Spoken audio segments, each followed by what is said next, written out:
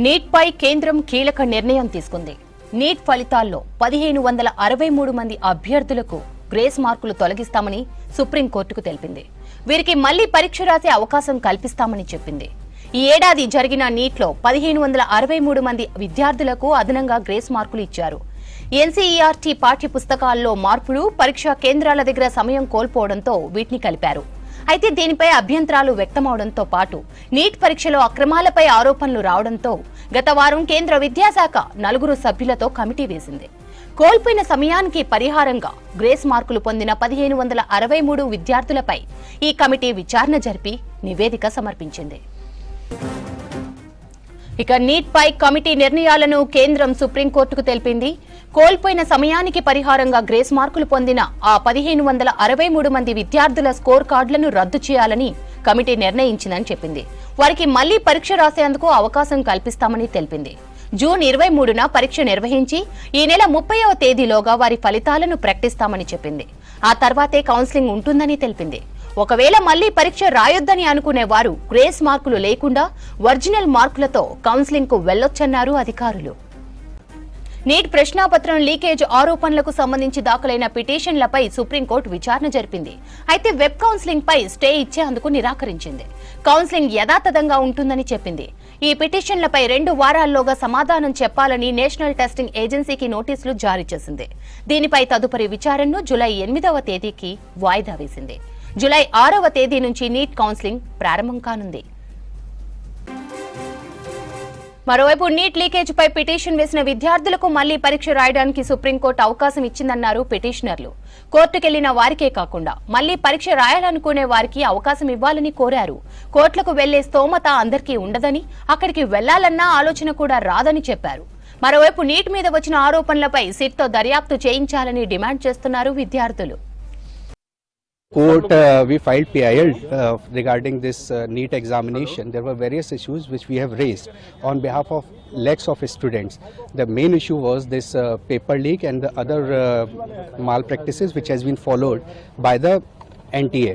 And now today they have admitted their mistake, stating that yes, those grace marks, regarding those grace marks, we are going to conduct the re-examination, which means there was something which was amiss, and now they have taken note of it, and that's why the court has also directed that re-examination will be done on 23rd of June.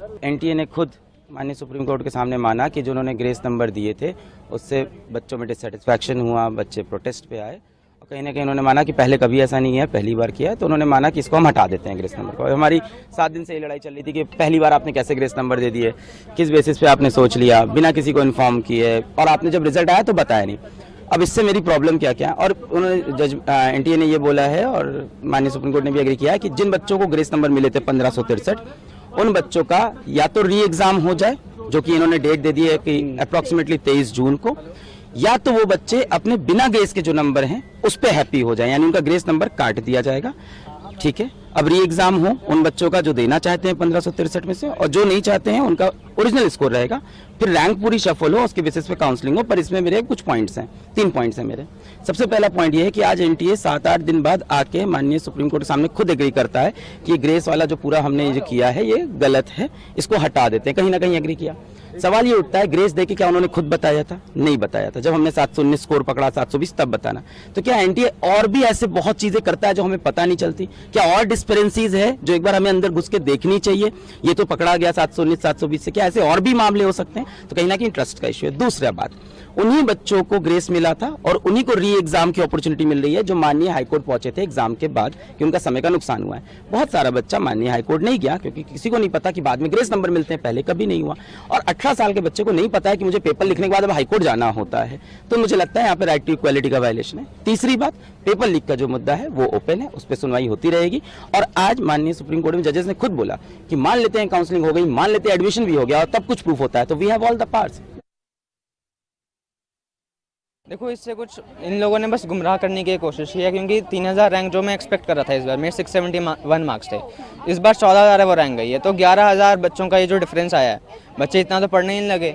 उनकी पिछली बार 2400 rank थी, इस बार 14000 है। वो तो हर बार बच्चे पढ़ते हैं तो हर बार हल्की फुल्की कट ऑफ आगे बढ़ती है। लेकिन इस बार जो इन्हें किया है, ग्रेस मार्क्स का जो कह रहे हैं उसमें 790 बच्चों ने क्वालिफाई किया है। क्वालिफाई में मतलब 600 प्लस नहीं होता, क्वालिफाई मतलब 164 से ज़्यादा मार्क्स होता है।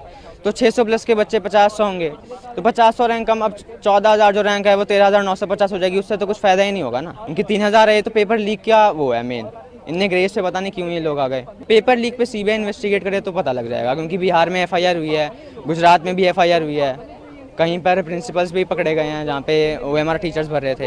तब तक 6 जुलाई किन्ने शायद बोल दिया कि काउंसलिंग स्टार्ट होगी, आज शायद डिसीजन आया है, तो 6 जुलाई से काउंसलिंग स्टार्ट हो जाएगी। फिर तो अब 8 जुलाई को हियरिंग है, तो एकदम से डिसीजन आता नहीं है, और डेट पे डेट मिलेगी तब तक काउंसलिंग हो जाएगी। तो फिर तो या तो प्रोविजनल काउंसलिंग करवाएं कि अगर चेंज होता है रिजल्ट तो काउंसलिंग कैंसिल हो जाए। वो तो ठीक है कि 15,000 का या 16,000 का ग्रेस मार्क्स के लिए हो रहा है, लेकिन हमने और एक्सपेक्ट किया था, क्योंकि हमें क्लियरली पता है कि 16,000 से ज़्यादा अमाउंट है जिसमें ग्रेस मार्क्स दिए गए हैं।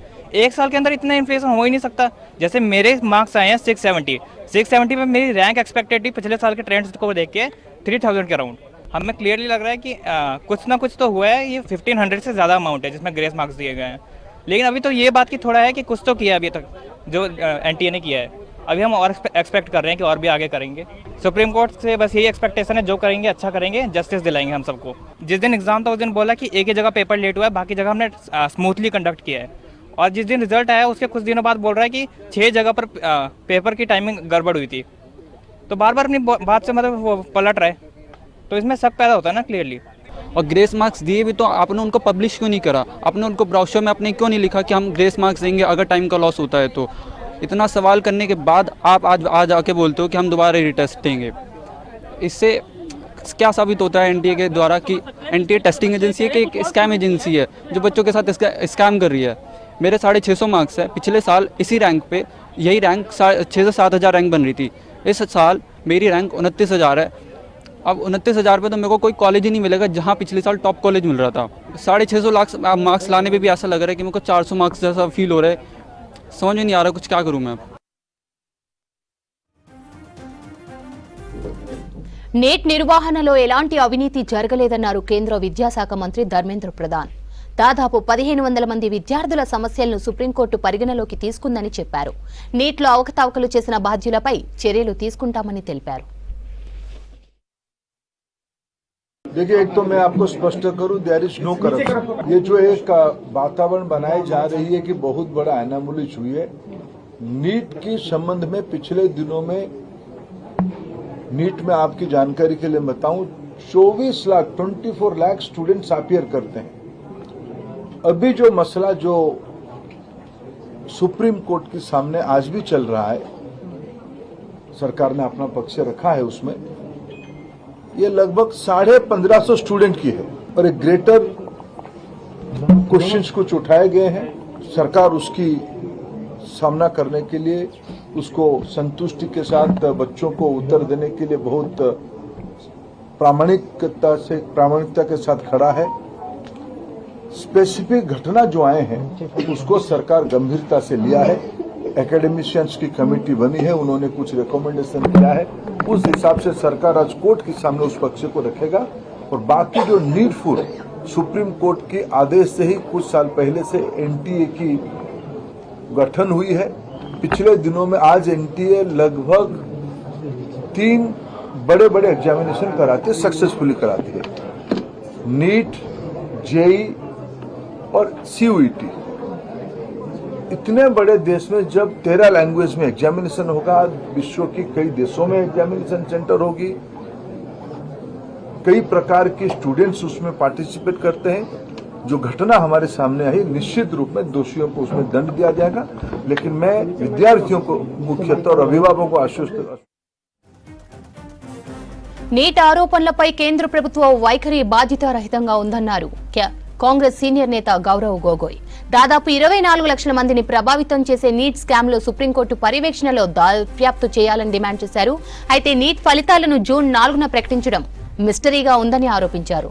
నీట్ స్కామ్ పై దృష్టి పెట్టకుండా ప్రధాని మోదీ ప్రమాణ స్వీకారాలకు, విదేశీ పర్యటనలకు వెళ్తున్నారన్నారు గౌరవ్ గొగోయ్.